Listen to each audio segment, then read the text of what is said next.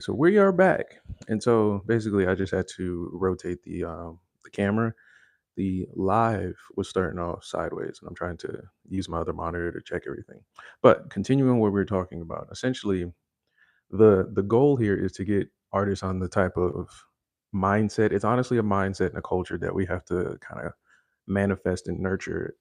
But to get artists on a mindset of taking control of their decisions in their music career, and also understanding the role you play in your music career. Like, it's not everything's not up in the air for you. A lot of the things that are going to happen to you, you've put yourself in a position to deal with in the past. And the only way you're really going to be able to accurately understand this and see this coming is if you can look into the history, you can look into the experiences of other musicians, you can take the information or ask questions from other musicians and things like that.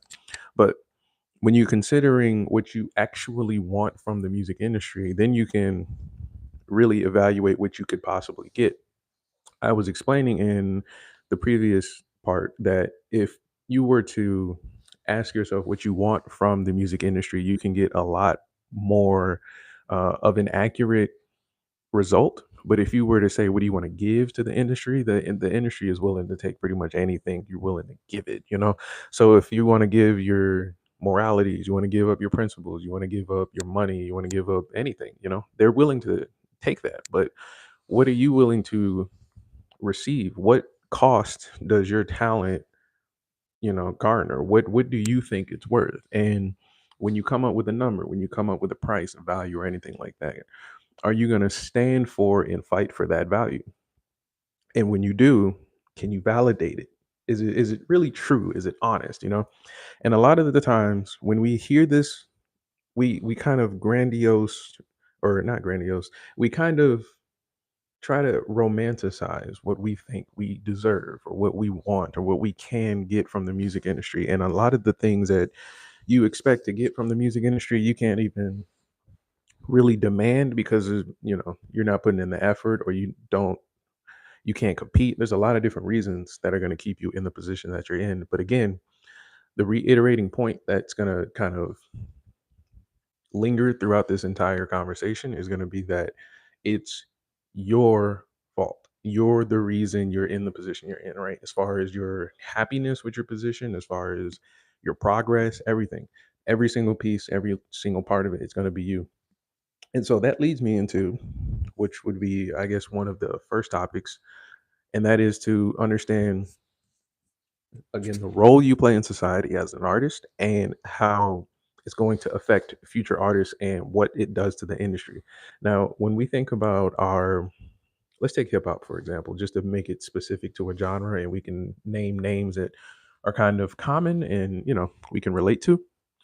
When you think of hip hop and our legends and things like that, our, veterans, our forefathers and foremothers and sisters, or whoever, the people that came before us, right? When we consider them, when we think about the impact that they've put on the music industry, and if you're a musician now, like if you're making beats today, if you're practicing your instrument today, or this week, or this month, do you consider the impact that those people have on your position, and whether or not those people have made the right decisions to make an impact that you enjoy or actually benefit? Now, when you really, really think about that, you have to kind of take a step back and think outside of your own experience. And so, for me personally, I'll use myself. I had the privilege to go to school for music, right? I had the privilege to be able to take classes and learn how to make songs, how to work with other musicians, and things like that. And this kind of teaches you not necessarily empathy, but an understanding of how other musicians are navigating the world, right? So you may walk into a classroom in college this year, and let's say you're playing an instrument for your marching band. And I'm kind of, paralleling a lot of these examples from my own experience. But let's say you walk into your band class and in college, right? You have your instrument, and you open your case up, and your instrument's, nice and clean. You got your folder full of music, put it on the night music stand, open your binder, and you can read the music, and you're going through, and you're setting up, and you're warming up your instrument, you're cleaning everything, and you're postured in your seat and you're waiting for your director to get ready. And then you look to your left and you see one student, he's not in the right uniform, his shirt's wrinkled, his instrument's dirty, he doesn't have any valve oil because he's a brass player, and so many things are going wrong for him in that day. And then when he pulls out his sheet music, it's out of order, it's not in the right places. You see loose sheets all over his folder and binder. And then when he's picking up the music, you see him kind of squinting at it, and you can tell he's trying to, in his mind, rehearse parts that are supposed to be coming up in the practice for the day. Right there, you'll see the difference between yourself and another musician. The only thing that I ask people to do, and this is something you're going to have to train yourself to do as a musician, is to take a step back and ask yourself, what does this person demand from the music industry? And then ask yourself the same question. So then, as much effort as you're putting into making sure you're practicing your instrument, making sure you know what's going on with your bandmates, making sure you are understanding your music theory, making sure you're understanding everything that comes along with being a excellent student, excellent musician, excellent performer, what do you demand from all of that effort? And then compare that to a person who's not putting nowhere near as much effort as you, and compare all of that to a person that may be doing more than you, and see if there's any correlations between what answers you may come up with. See, you can ask them directly, you can make assumptions, you can observe, however you learn to get these answers. Really try to figure out what makes this valuable to the music industry in order for you to actually benefit, and then figure out how much of the value you should get in return for your effort.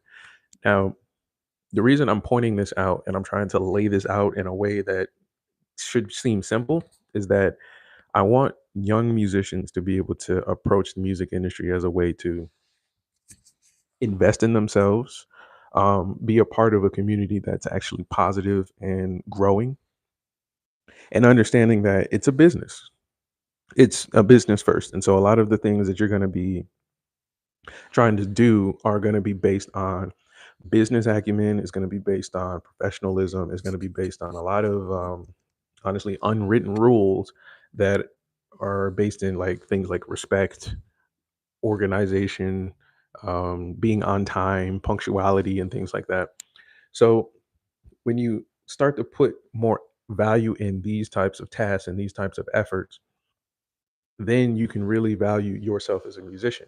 And it gets bigger than how many notes you can play in one measure or how many of your notes are actually correct. Those will just be elementary base level, infrastructure type skills. Then we'll get into, well, when you are booking a show, are people satisfied with your performance to the point of coming back for a second show? Or are you shaking hands with the venue owners? And when you are shaking hands, do they feel a sense of, positivity during in that relationship? These types of conversations you're not going to have when you're trying to, learn about who's dating who or who's marrying what or what car somebody bought or what chain somebody's wearing. As a musician, it's not as valuable for you to be learning those things. So that's kind of the general point on why I'm pressing on artists to take the initiative in a lot of the things that they want from the music industry, and also the things that they can offer to the music industry. Now remember, some of you may be the person who you can't read music, or you don't have a really cool studio setup. Maybe you're a musician that maybe is on TikTok, and your greatest production effort is a wall of music on a really really active TikTok page or social media page. That doesn't mean that you can't ask for something from the music industry. And we've seen it done, like, other artists who can do very, very simple bite-sized music and content. They can make a living. They can make, they can get like big bursts of notoriety and clout for their career and things like that. But all of that is something that you have to actually set up and plan for. It's nothing that you can throw up into the air and expect someone to hand you. And so that leads me to the next thing, where when you do ask for something from the music industry and you get it, Should you be able to keep it, maintain it, or should it be passed down? And now this is where you're gonna have to have this kind of like heart of heart moment for yourself as a musician or an artist, because now you have to figure out, all right, when I make my next little heartbreak song and I want to cry about my ex-girlfriend, or my dad didn't hug me beat, or you know, you want to make the next Rick Ross type beat or whatever. When that happens and you finally get the recognition for doing that thing, what are you going to do with it? Why do you want it? What happens when you get it? And then once you have it, are you able to do what you want to do with it? Let's say you get an opportunity to get the gig of a lifetime. You get to be a headliner for a show that you never thought you would get in your life, and then you finally get it. What are you going to do the next day? What happens the month after? What happens years later? And so when we ask this question, we often don't put ourselves in the position of an artist that has to deal with that. We try to look for outward examples, but I want you to really think about what you would do the day after your biggest gig or the day after your biggest show. And how would you propel forward from it? Would you propel forward from it? Or be honest, do you think you can even do it? Should we even give you that kind of leverage? And now, once we get into this part of the conversation, we can go back and think about the outward examples of people that may have to deal with this or have dealt with it before. So we can have artists like from the 80s, from the 90s of, hip hop, pop, rock. It can be electronic music, it can be reggaeton, jazz, it doesn't matter the genre. At some point, there becomes a crossing of the guards, I guess you will. And we either don't value them as much or we don't value them for what they offer as much. And this is something that a lot of artists have to deal with. And it's a cold, brittle, like staunch fact that we just don't love you anymore or as much as we used to. And so now you have to deal with hundreds of thousands of people thinking one thing about you when you believe something different. And so this is important to think about as a musician, because you should be prepared for this. Again, going back to, this is about business. You want to be prepared for this because of the business effects that this could have on you. Like, you want to be able to make a living and still be relevant and valuable to the industry that you're in. But at the same time, there's a cultural aspect to passing down information, passing down traditions or conventional information from one artist to another or one fan to another fan. And if it's not nurtured, you kind of lose pieces and you have to recreate or reenact things. And then this is where you get inaccuracies. You get information that's incorrect or misinformed, or you get a community of people that are misinformed, where they just don't know the information. And simply because they don't know the information, they can't make the proper decisions. They can't move forward and truly make a difference in what they want from the music industry, or they can't demand it. They can't use the proper vocabulary to demand the very thing in their mind and make it a reality. And this is why this is kind of important, but it's also why it's going to be something that takes effort for you. I started off this video pointing out that everything's going to pretty much be in the artist's responsibility. It's going to be the artist's fault. It's going to be pretty much everything is on the artist. There's no other person to really deal with when it comes to how the music industry is shaped. The only issue is what if the artist, going back to my marching band example, what if the artist is the musician that doesn't have their instrument ready, that doesn't have the skills to read music, that isn't on time, and they're the ones that are making demands when the musician who's doing the right thing isn't making the demands, because the musician who's doing the right thing, they never looked at the world as some kind of hindrance to their goal. They kind of rose to the occasion. They made sure they were on time by choice. They made sure they learned their music theory by choice. They made sure they practice by choice. The other musician, on the other hand, believes in their mind that they need help. They believe that there's something missing and they need help. And it starts outward. In their mind, it doesn't start with their own actions. In their mind, it starts with, I need to be put in position to begin to do the right thing. So therefore, I'm going to demand help from the people around me, the environment, versus being the source of good effort, good intentions, and good work, and good products, and good talent. So now we have to start navigating into, how do we identify these musicians? How do we make a differentiation between the musicians who are what we call legends based on the reasons we like them, or legends based on the investment into the industry that they're actually putting? And so now we can really break down, what does it look like as an artist to actually invest in yourself as an artist?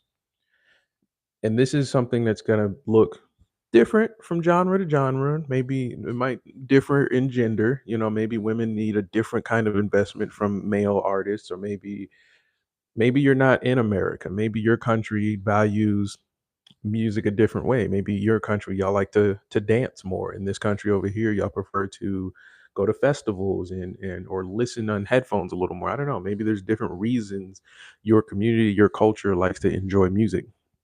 But the main thing that we need to figure out as musicians, this is not for fans, this is just for the musicians and artists and creators. We have to figure out how to identify the two kinds of artists: one that's putting in the investment that is an actual investment, and the other one that's waiting for a return with very little investment. So when we can lay out the different steps to become a musician, we can pretty much black and white point it out. We can say you have an instrument or you have a skill. Let's say you're a vocalist and you can perform a task, or maybe you can write a song or perform a song. We can say these are tangible black and white things that make you a musician. But then what happens when we want to look at the smaller skills of a musician? We don't, in general, especially unless you're working alongside another musician, but I know in the general public, we don't know who's on time for their meetings. We don't know who's respectful in their phone calls and text messages. We don't know who's, respectful to their employees and employers, and who's looking you in the eye when they talk, and who shakes their hand and has a pleasant tone intentionally when they speak to you. We don't know these things, but we do know them for their work. Now, this is where it gets difficult and a little bit controversial, because some people would say, why should we know these things? And other people would say, these things make up a good business person, or they make up a good celebrity, or make up a good artist. So there's a coin here with two sides, but they all kind of come down to whether or not we respect an artist, enjoy an artist, or whether or not this artist is an actual investment to the music industry in our society. So now when we think about whether or not these are important to us, well, let's think about why these would be important. Why would it be important that an artist is on time? If I was a fan of an artist, it would be pretty important that they're on time, because I would want, to get my money's worth. I would want to pay for a ticket, or pay for, let's say, a pre-order for an album, and I would want it to come out on time. I wouldn't want it to be any kind of waste of time or waste of value. And when it comes to that, why would I want an artist to have a pleasant tone or a pleasant demeanor when I meet them? Well, this may, vary from artist to artist. Let's say you're a tough guy, like that's your brand, right? You want to be a meanie to people. Maybe it doesn't suit well for you to get out of character in that moment, but in general, people want to feel attracted to their favorite people, their favorite artist, or people they look up to or are inspired by. And doing that intentionally is a skill, meaning you could have a bad day or something could be going really wrong, but you're making it pleasant. You're making this 10 seconds, this 5 minutes pleasant for this person, and you're doing it intentionally. And that's important to a fan because it creates a rapport. It creates a kind of relationship in their mind about you as an artist. It makes them go, okay, when I met Denise, when she finished her show and she got done singing, when she got off stage, she was tired. I could tell she just got done killing the show. She was busy. People were in her ear and all in her face. But when she walked up to me, she smiled. She gave me a very pleasant handshake. She even said my name out loud, and it was really nice meeting her. I would like to go to that show again. That could happen. Other times, people may take it a little differently, depending on how their day is going. But people will notice whether or not you were intentional about your interactions with people, and they will be very observant of how you interact with other people. And the last thing I would say, if something like your relationship with venue owners or other business people and lawyers and things like that, combined with the last two examples, all of that plays a role as a fan because now you can put yourself in positions to make the best decisions for yourself, which is also good for the fans. You want to have relationships with lawyers that understand music law. You want to have relationships with your tour managers or the bus drivers that your tour manager deals with, or your roadies, or the people who fix your instruments, or the people who, give you lessons and things like that. You want to have good relationships with these people because they provide you the resources. And even though the fans may not be involved in that relationship directly, they are benefiting the outcome of that relationship. Let's say if you had a shitty teacher teaching you piano lessons, like they never practiced scales with you. They were cool with you being late to all your lessons. Like they didn't really teach you no kind of soft skills when it came to a musician. That would bleed into how you treat your fans. You would get on stage, you would miss notes, you would be late to shows. You probably wouldn't respect the accuracy of your performance as much as your fans would expect from you. This kind of bleeds into where you see rappers rapping with the backing track of their vocals. It's kind of like we didn't pay for a karaoke show, but because you didn't value memorization as a value for your skill set, you suffer because of it. And that's your choice as an artist, going back to the main point of this topic. And so now we got to really look into what makes this what makes this valuable to the artist as an artist. So it's kind of obvious. Like I said, you benefit from being on time because you get the most out of your time when it comes to studios or meetings, or working on a project that you need to work on. You're maximizing your time. And when it comes to having a pleasant demeanor and being intentional about how people feel about you and first impressions and things like that, obviously as an artist, that's going to be important because you're going to need these relationships. And then going into the third example, you're going to need the resources that these relationships and these networks bring. So you got to bring value to people to get value. You got to look at these people and these relationships similar to how you would look at the music industry. Like you would want to put out good beats. You want to get people dancing. You want your guitar players to, you know, be paid. You want all of these good positive things going on. So then when you finally put out your music, it's all coming together positively for the fan. And the fan buys the album. They like the artwork. They're reading the information in the bio, and they're learning about you, your band, your history, your story, and all these things because you provided a good investment for them. And so they'll provide value back in their time, which is them listening to your music. That's another thing we'll talk about in another video about how artists have to utilize the fans' time for benefit. And then also they provide value in the fact that they spend their hard-earned money. You can if you really want to crack the mold of an artist, you can really set your own price. But again, it goes back into the effort that you put in as an artist. You're not going to be a local rapper rapping at school asking for Super Bowl money. It's just not the reality we live in. You got to put in the effort for the people who book for Super Bowls to say you are worth the money we're going to put up. And so these are very, very simple things to say out loud, but they're kind of complex things to master over time.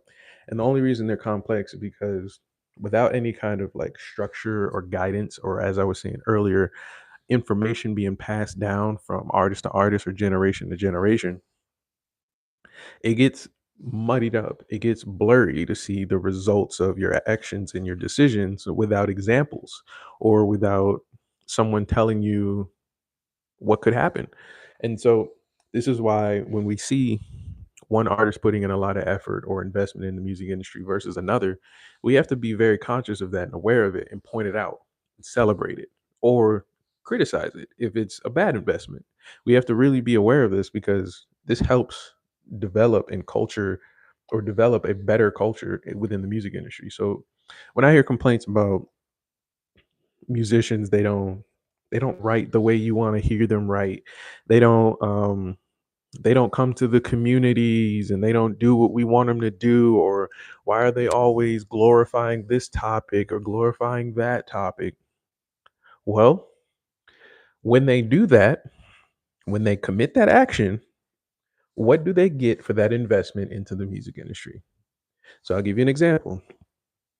If I were to write a song and it was about a topic that you did not enjoy or you were against, let's say it was like punching cats, like you shouldn't do that, that's bad, right? But I'm writing a song about doing that or joking about it or artistically describing that action and you're against it. When I do that and I get paid after doing that, that's called an investment with a return on that investment. And so when that return is greater than what I put into it, I'm going to repeat it. And I'm only saying I'm going to repeat it because it's a mindset of the culture we live in. I'm going to repeat it because it's beneficial to me. So if I put out a song that I can record on my phone or on a laptop, upload it to a website for about $100 to get it on, let's say, Spotify or something like that, and then you listen to it, and I wind up making that $100 back plus another more hundreds of dollars, I'm going to do that again. Now, let's say because I talked about the very bad naughty topic of what we were talking about, hitting kitties, then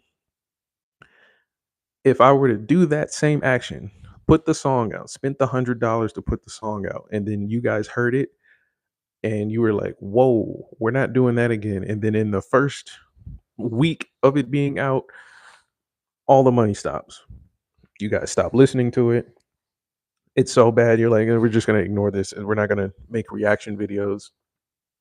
We're not gonna spend, like I said earlier, the time on the artwork, and we're not gonna spend the money on it in order to express our feelings about this because that is kind of how this works.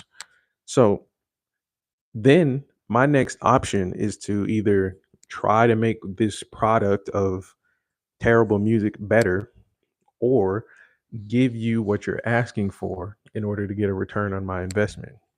And it doesn't necessarily mean I just give you what you're asking for in like a literal sense. It means that I'm giving you what you asked for, meaning you're going to have a positive response to it in order to give me a return on investment. That's the greatest way you're going to understand whether or not you're going the right way as an artist. But this is where I like to put the responsibility on the fans. So if you're a fan and you understand the very thing we just got done talking about, which is if an artist puts out a song and you enjoy it and they get a return on investment that's greater than what they've invested into the music industry, they're going to continue doing that. If you are a fan and you continue to give returns or supply dividends, let's say you're the government as a fan in this example, to a company or an artist that's putting out things that you are aptly against, then you are responsible for the results of this process because you are participating in that process. So if an artist decides to put out music that you disagree with and you listen to it and you buy it and you say, I don't really agree with this. I don't really like it. And you don't put it away, then you are now taking part in invest or getting this artist investment a return for this artist, which again is going to encourage them to continue to do the thing you don't want them to do. Now, the reason what I just said is controversial when you say it in, everyday conversation with your dad or at the barbershop or when you're hanging out with the boys. The reason that is always going to be controversial is because you now have to look at yourself as a fan as the problem. And it doesn't feel good. And it doesn't, it's not supposed to feel good because of the premise. You don't like what this artist is putting out, or you don't agree with what they're saying in the music. So then if you're participating in it, then you also are now the problem. And a lot of people can't really handle accepting that truth. But this is where I would like to encourage artists, as I keep repeating in this video, that it's going to be your fault at the end of it all. Musicians are going to be the ones that are dictating the options fans have when it comes to music, but the fans are going to tell us what they enjoy at the end of the day. So if you have two kinds of artists. One artist, they don't use curse words, they make dance music and it's very popular and it's more worldly renowned.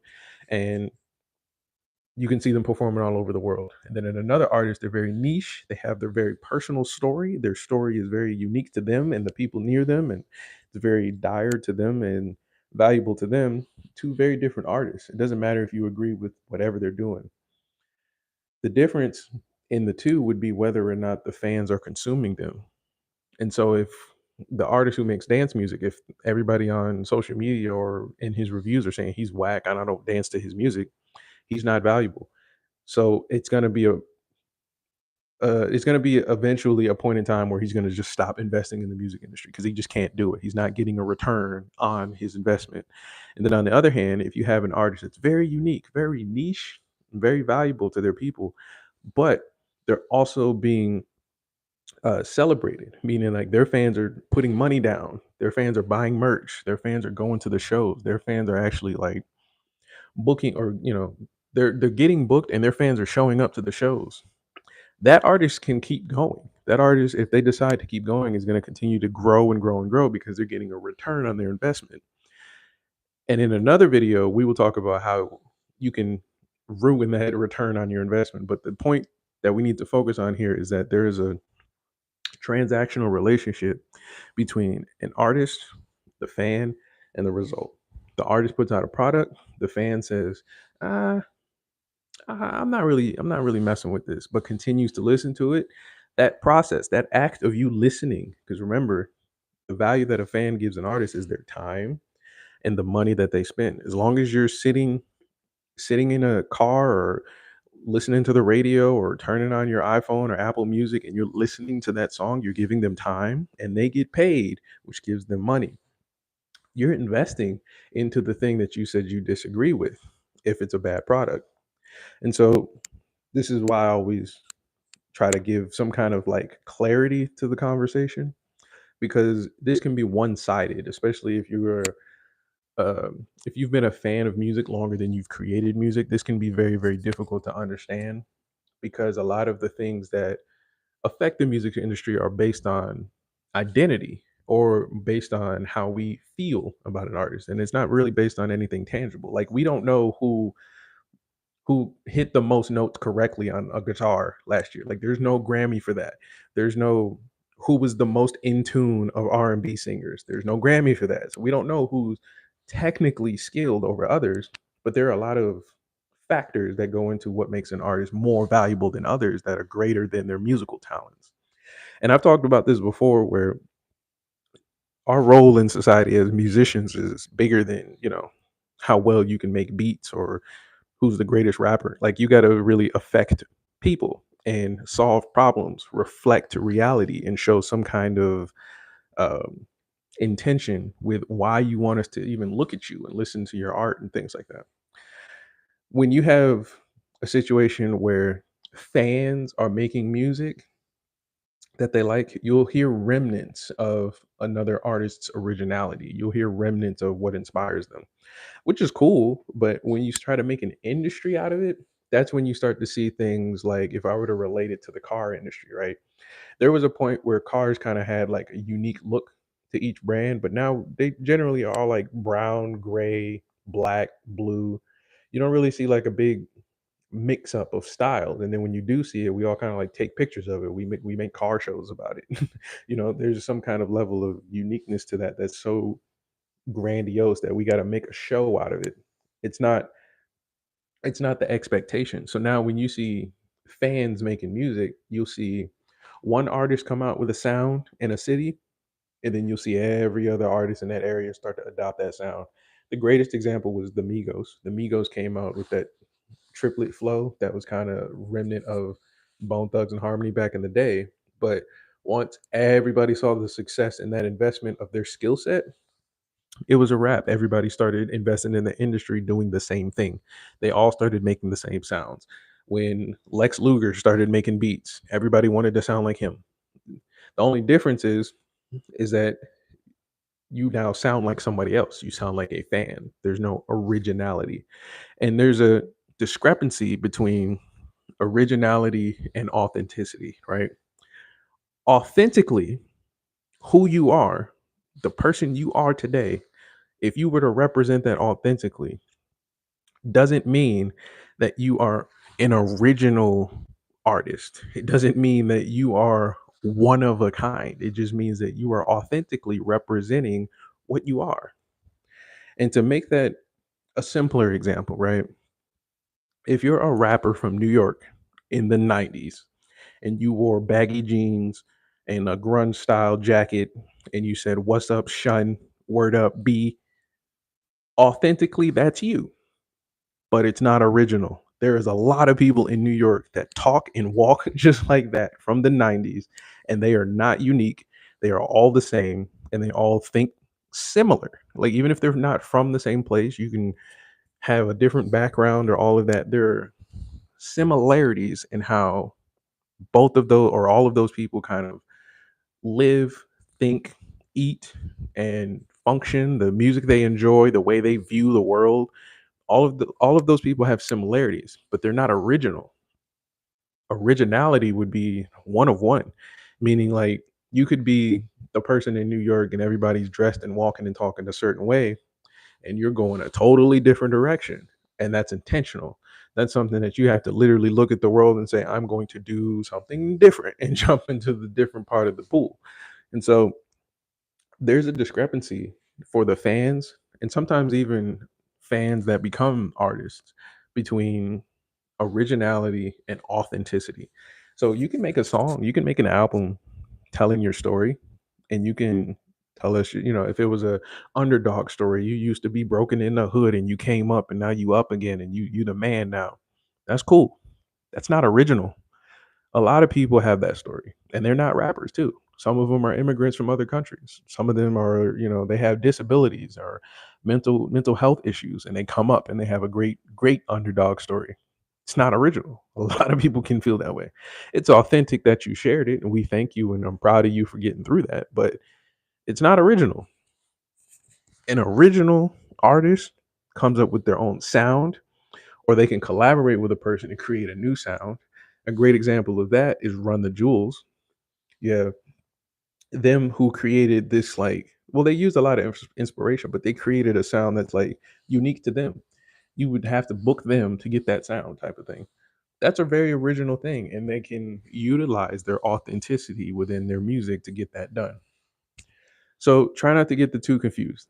When you hear people talk about rap is original or rap is about authenticity. So if I see an artist doing something that I disagree with, I can separate the two. And it's like, okay, if they're authentically telling you who they are and it correlates with all the things you disagree with, then you're not celebrating their originality. You're celebrating the very thing that they are, which is what they authentically showed you.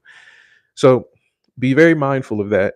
It's confusing. It can be tricky, especially with somebody you enjoy and you like. Like if there's an artist that if they make music you like, because music is about emotion and it makes you feel good, and or it came at a point in your life or your childhood that was nostalgic to you, and it makes you think of mom, or it makes you think of, your first love, and then you have to correlate whether or not the artist that made it should be celebrated based on their investment into the music industry.